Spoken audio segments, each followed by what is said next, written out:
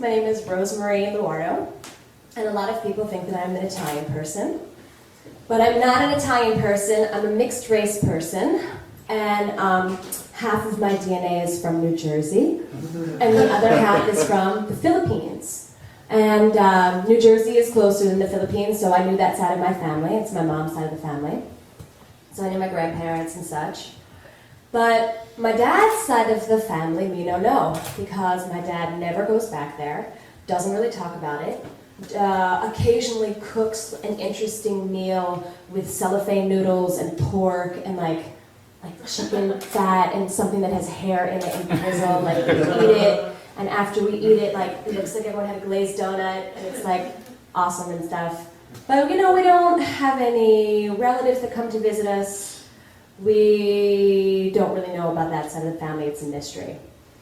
Okay, but now I'm going to do a little aside, which is, I think in every country and nationality and place, there are neighbors or friends that your family passes off as family members. So you end up calling them aunt or uncle or some shit, but really they're just like friends.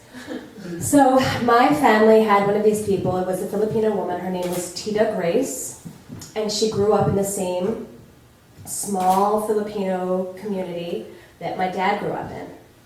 And, okay, so about the time I'm turning 30, I have my own private Alex Haley moment where I'm like, roots. I have to know my roots. So I tell my dad, hey, I really want to go to the Philippines. And I don't really know much about this. My dad's kind of a quiet man. We don't talk about this stuff. But I was just like, I have an interest. I want to go. It's time. 30 years old. So my pop was like, I'll pay for half of it. And then this woman, Tita Grace, is like, I'll take you to the Philippines. So I know I have family there. I don't know who they are. My dad, like, kind of slightly and mysteriously mentions that there's like a house, like a family home, like a homestead. And, I can go to the homestead and there's people still living there. And I'm getting this picture, like I've seen maybe one or two pictures of my dad growing up, and it looks really UNICEF country. It looks like palm trees and like, he told a story about, he used to not wear any pants. He would just have a shirt.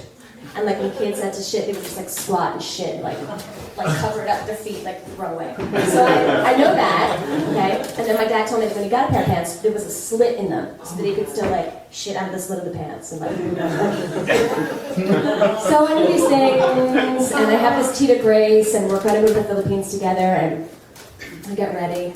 I buy like a hip hop satchel, and I don't really know much about this. Okay, so I get ready, we get on the plane, we go, it's like a 23-hour trip, it's crazy, there's video games in the flight, it was really awesome. My Tita Grace fell asleep the whole time, but I'm gonna stay with, she and her people when we get off of the plane. So we get off of the plane, and I'm like the whitest thing anybody has ever seen, and it's crazy town, and like, we go out to the country where my family is from, and we stay at her house. And it is a little bit the way I thought it was going to be. It's one street and all these small little houses. And people have things like piggeries, and they keep these things called chickens, and they feed the chickens, and there's an outdoor market.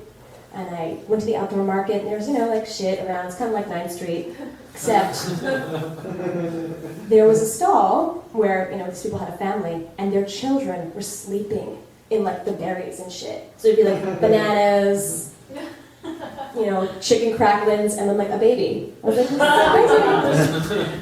So I'm in the town, it's a small town, I'm like, I'm gonna like meet my dad's people, it's coming, I'm gonna meet these people. And I guess like at this point in time, my aunt is like, I don't know, being a little weird with me, doesn't want to take me over there. I don't know which house it is, but there's only like 8 houses. And so it's like, I've been here for a whole 24 hours. It's time for me to go meet the family. And she's a little resistant. And I don't really know why she's resistant. So I'm like, I'm ready. I've like combed my hair. I don't have a slit in my crotch. And I'm ready to go meet the family, and we go over there. And she's like, are you sure you're ready for this? Did your dad tell you anything about your family? Do you know anything about what's going on? And again, I don't really know that much. So I'm a little nervous, or a lot nervous, and I don't know what to expect. I don't know if they know me. I know that I don't look Filipino, so they might not even think I am Filipino. They just think I'm like a crazy American crazoid coming at them. So I'm like kind of expecting anything. And I say, I don't really know anything to the grace. We just have to go for it. Like, let's just go knock on the door. So we knock on the door. Okay, we knock on the door. It's just a cement, I mean, it's the Philippines. It's hot as shit and it's wet there all the time. So it's just this big, weird cement structure with no windows. And somebody in the family was really into digging these like fish ponds. So there's like weird dugout fish ponds and a moat like outside. And we knock on the door. And there are, well, okay, the person that answers the door is like 30-something-year-old dude, and I go inside the house and I say, "Hi, I am Rosemary Luardo. My dad is Ed Luardo, and I believe that you are my family. I'm here with Grace, and I came all this way to meet you, and I just want to meet you." So I go invite me into the house, and there are 2 other people, also in their like later 30s there, and I find out that these 3 people are my dad's children that he left in the Philippines. Which is a shocking fucking blowout. But even a bigger shocker is the fact that they were all named Ed, including the girl. So the youngest one was a girl, her name is Ed. And then the middle child with a gold tooth, his name was Ed. And then the oldest kid was named Ed. And they're living in the family home in the Philippines. And I go there to meet them. So I'm like, I'm sorry, I didn't know you guys existed. This is really crazy. You're all named Ed. And they're kind of welcoming. They're very welcoming. And so I decided I'm going to take all my shit from Tita Grace's house and I'm going to move into the Ed's house. And I kept calling the Ed's. I'm like, I'm going to become the Ed's. They're being really nice. So I go over there, and there's lawn furniture. I'm sleeping on lawn furniture, and I'm getting to know them. And the youngest Ed is very smart. She's got a medical school, and she's the town doctor. And people will trade things like eggs or poultry or nuts and berries for medical advice and such, and child delivery and whatever. And the middle Ed is my favorite. He was the one that was digging all the moats, and he had a gold tooth, and he was into inventing things. And he and I climbed, I was there for a while. He and I climbed to the top of the house, and we would steal these little fruits called tambies from the neighbor, because they had a tambi tree, and we would go out there and steal these things.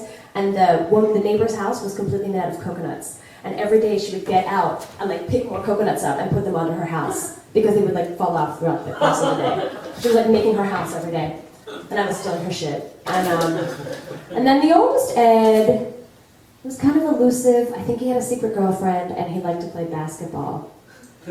And I brought a couple things with me. One of them was a Weekly World News, and I gave it to them. I was like, I want you to have this. It's this funny thing. It's kind of a joke.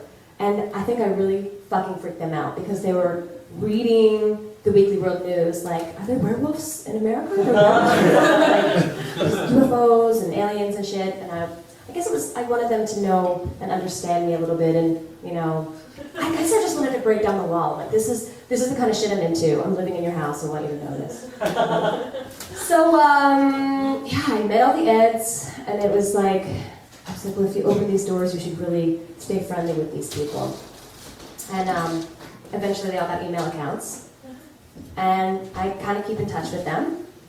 And it was really shocking as shit when I came home and my dad picked me up from the airport. The moral of the story is, life is wide, and you never know, then you might have a house of Eds that are your brothers and sisters. And that is my 100% true story. Thank you very much.